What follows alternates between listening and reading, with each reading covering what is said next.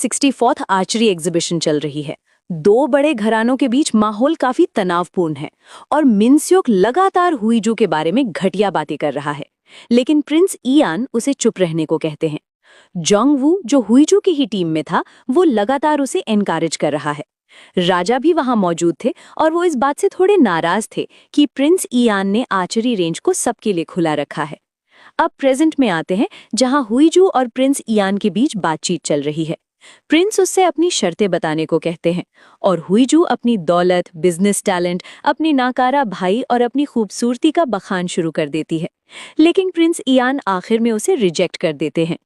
Queen mother की तरफ से भेजी गई जासूस उनकी बातें सुनने की कोशिश करती है, पर उसे कुछ सुनाई नहीं देता।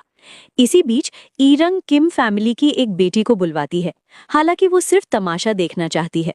वो कहती है कि उसे बाद में हुईजू से मिलना होगा, लेकिन हुईजू हार मानने वालों में से नहीं है, बल्कि इस रिजेक्शन ने उसे और भी इंस्पायर कर दिया है। वो हुईजुंग से कहती है कि प्रिंस इयान सिर्फ उसे परेशान करने के लिए सच्चे प्यार की बातें कर रहे हैं। प्रिंस से पूरी बात सुनने के बाद चोई ह्यून भी इस बात से अग्री करता है।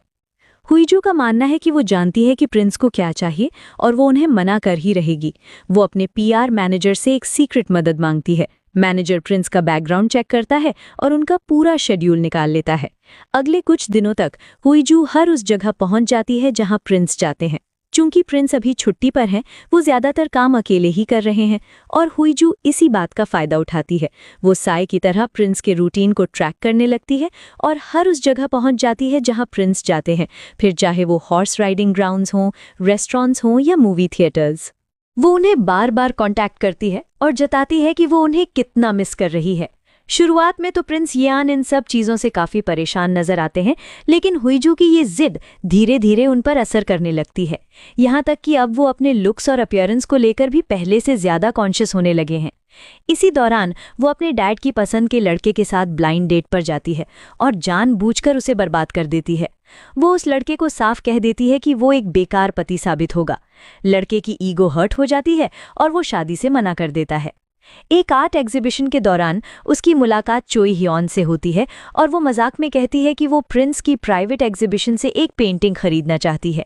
बाद में चोई ह्यून प्रिंस से जिक्र करता है कि उसने हुईजू को किसी और लड़के के साथ डेट पर देखा था। प्रिंस यान को ये सुनकर जलन होती है, पर वो शांत रहने की एक्टिंग करते हैं। उन्हें तब और भी बुरा लगता है जब चोई ह्यून कहता है कि उसे लगा शायद हुईजू को क्वीन मदर ने भेजा है। प्रिंस साफ कह देते हैं कि क्वीन मदर और हुईजू की सोच एक दूसरे से बिल्कुल अलग है। चोई ह्योन मजाक में पूछता है कि अगर इन दोनों औरतों की पोजीशन हटा दी जाए तो लड़ाई में कौन जीतेगा। जाहिर है प्रिंस को ये बात अच्छी नहीं लगती। दूसरी तरफ येरंग उस दिन को याद करती है जब राजा अपनी गद्दी छोड़ने का ऐलान करने वाले थे।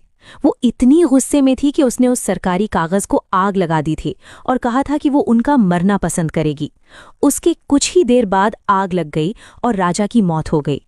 जब प्रिंस यान वहां पहुंचे और अपने भाई को मरा हुआ देखा, वो सिर्फ अपने भतीजे होने वाले वारिस के बारे में ही पूछ पाए। आज भी वो यादें प्रिंस यान को परेशान करती हैं और उन्हें बुरे सपने आते हैं। इसी वजह से उन्हें नींद न आने की बीमारी भी है। चोई ह्यून उनका ख्याल रखने की कोशिश करता है, पर यह काफी मुश्किल है।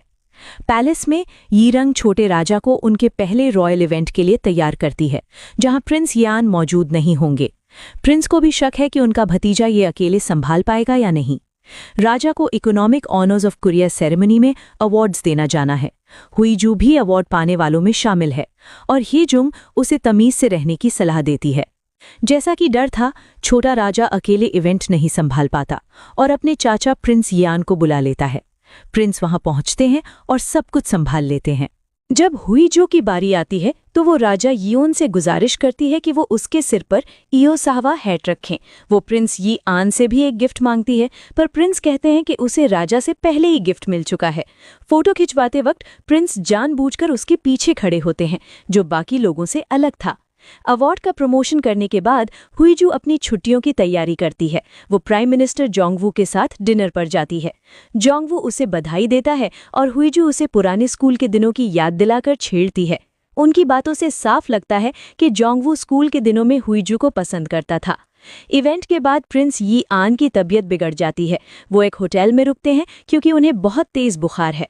चोई ह्यून दवा लेने भागता है और प्रिंस को रॉयल हॉस्पिटल जाने की सलाह देता है, पर प्रिंस मना कर देते हैं क्योंकि वहां के डॉक्टर यी रंग के करीबी हैं।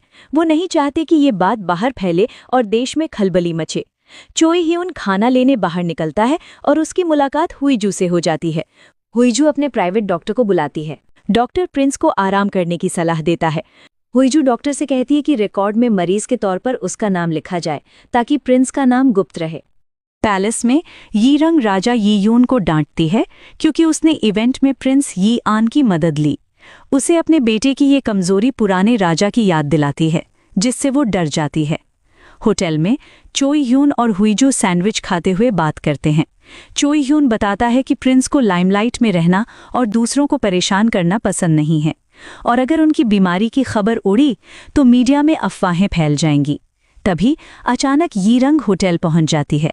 चोई ह्यून घबराकर हुईजू को छुपाने की कोशिश करता है, लेकिन क्वीन मदर सोफे पर हुईजू का बैग देख लेती हैं।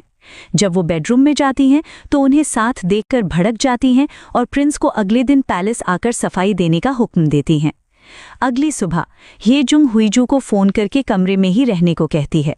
दरअसल बात बाहर निकल चुकी है और मीडिया में खबर है कि हुईजू प्रिंस यी आन की सीक्रेट गर्लफ्रेंड है। चूंकि वो डॉक्टर के साथ दिखी थी, इसलिए लोग उसके प्रेग्नेंट होने की अफवाहें भी उड़ाने लगे हैं। ये एक बहुत बड़ा स्कैंडल है, पर हुईजू शांत है। उसे लगता है कि ये एक अच्छा मौका है, हालांकि उसका स्टाफ बहुत स्ट्रेस में है।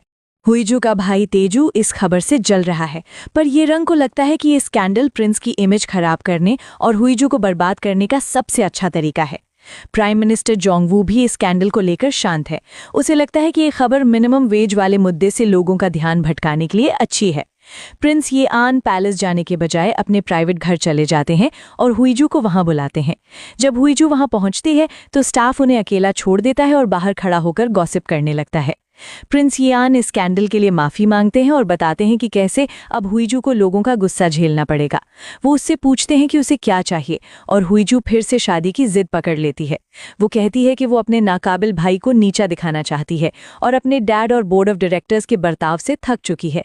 वो ये भी बताती है कि वो जानती है कि हाई स्कूल में प्रिंस ये आन जानबूझकर आर्चरी कॉम्पिटिशन हारे थे। प्रिंस को इस बात से बुरा लगता है कि हुईजू सिर्फ उनके टाइटल के लिए उनसे शादी करना चाहती है। आखिर में प्रिंस शादी के लिए मान जाते हैं, पर वो उसे वार्निंग देते हैं कि उसे अब पूरे देश के खिलाफ खड़े होने के लिए तैयार रहना होगा।